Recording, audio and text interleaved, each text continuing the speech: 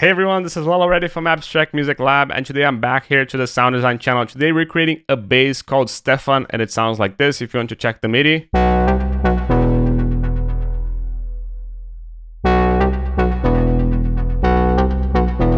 If you want to check it in context with a little bit of sidechain as well.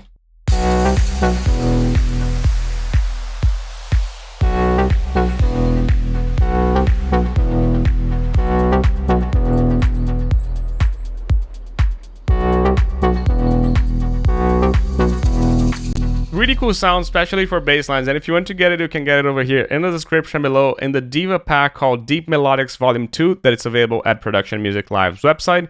But now let's get started with this tutorial, and let's get started with this. This is how it sounds raw, without sidechain. And now we're going to start sound designing it. We're going to go and initialize the sound. We're going to go to main, put the transpose to 0. Put this to mono, 8 voices, 3 stacks.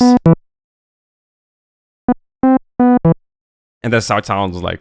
Now we're going to go and use a triple VCO as it is. We're going to go and start with oscillator 1. Let's just put everything all the way down so we can listen to one by one. Oscillator 1, we're going to go and put it a bit more like this for the waveform. Volume as it is. Now we're also going to go in oscillator 2. Let's turn it all the way up. 8. We're not going to do anything here in the detune, and we're going to keep this wave a little bit like this. Awesome. Now in addition, we're going to go and select oscillator 3. We're going to put it to 2. We're going to put the level almost all the way up. Not all the way, but almost. But we're going to use something like a 7th. And what is a 7th? If the detune is at 24, the 7th is actually 7 notes above.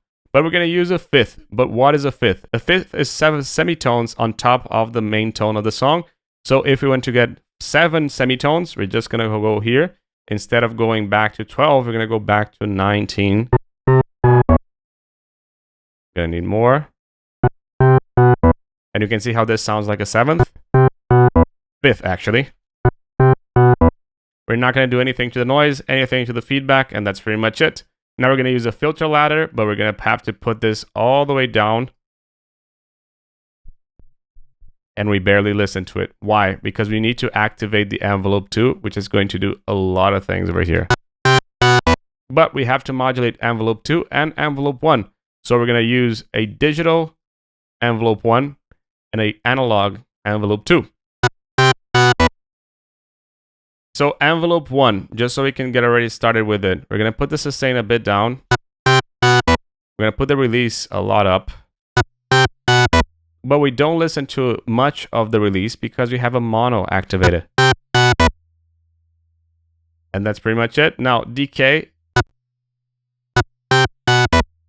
And not only this, but the sound doesn't just go through. Why? Because the envelope 2, which is modulating this, doesn't have a big release. If we go here and activate this, now we have a bigger release time. So sustain all the way down. Pluck a bit down as well, the decay a bit down. And a bit of envelope as well. To create a more wom wom wom wom. Nice. That's essentially how we should leave everything over here in the ADSR. But we also need to do some stuff here in the velocity and keyboard. What does these do? The velocity, the harder you press, the more you're going to get out of this envelope. So think about this as a multiplier-ish, almost like a multiplier. So if we press really hard, we're going to get pretty much what we're doing over here. If we press really short, we're going to get shorter times from what we said before. Let's get started here first. That's the first one. And the second one, you can see how the sound gets a little bit dimmed when we do this. In addition to that, we're also going to check and put the keyboard almost all the way up. And you can see how this dims a lot more of the sound. Why? Because higher notes in the keyboard are going to have shorter times over here in this ADSR. And the same thing in this one. You didn't notice the difference? So big difference. You can go back in the video to check, but pretty much that's a big difference. Now we're going to go into vibrato. Here in the tuning, we don't hear anything, because to listen to anything in the vibrato, you have to go and activate this depth mod.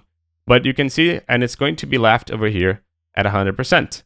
So what does that mean? It only activates when we activate the Modwheel. I'm going to intensify this just so you can listen. Without Modwheel, with the Modwheel. We can just put it a bit harder. You can see how it now creates a tremolo effect, but again, this is just for demonstration. We're going to go back to 14.5, something like this. And we're going to leave this pretty much as it is. Nothing here. So this only activates when we go and press this really hard. Now, going back here into the filter after moving the ADSR, we're going to go here into keyboard tracking. So now higher notes are also going to have more cutoff. Even though they're going to have a shorter ADSR because of this, they're going to have a higher cutoff as well. And we can also go here and add this to the Modwheel. Something like this. Why? Because now we can play with the Modwheel.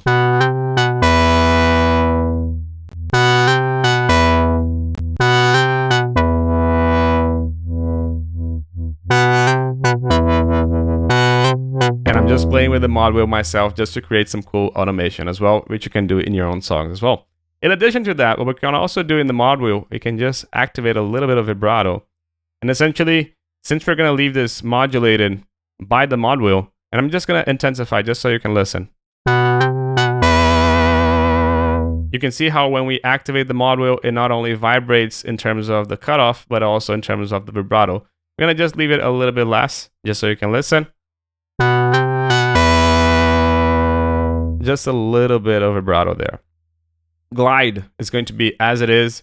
Volume mod as it is. The volume is going to remain as it is as well. And now the pen mod is going to go to LFO2. Just going to intensify just so you can listen. You can see how it goes left and right. This is pretty much what we want. But now let's tweak envelope 2. Delay. So essentially this is going to delay a little bit before it actually starts to LFO. So imagine that this starts here. When we play it, it's going to wait a little bit and then it's going to start doing the LFO. Now we're also going to press this to sync, and we're going to go here and put this to 1/8. And the depth mod is going to remain at 0. Why? Because we don't want this to be activated only when the Modwheel is activated. This is going to create a little bit of wobble in the pen. But if you want to make this really wide, you can go here and go into stack index and make this just wide with stack index. But now what we're doing today, we're going to keep it as LFO. Now we're going to go and select a plate reverb, 100% dry, a lot wet, something like this. Now, in addition, we're going to decrease the size a little bit. Decay as it is, dampening as it is, diffusion as it is, pretty much. Now we're going to go into the effects number 2, activated delay. A lot less of this. So just in the high-end frequencies, a bit more side volume. And also a bit more of the center. Now we're going to choose here the timings. So essentially this controls the timings of each left, center, and right delays. Because they're all different, this creates a ping pong effect.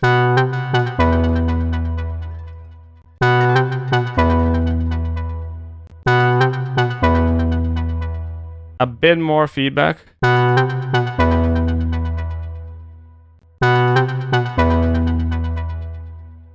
And that's pretty much it.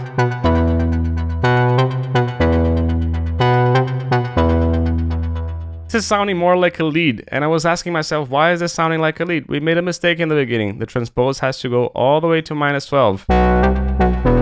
And now this is a bass line. But if you want to use it as a lead, you can just keep it over here as a bass line. And that's a pretty cool sound as well. Now if you want to listen to it in context with sidechain, just so you can listen, sidechain. It's a little bit of sidechain.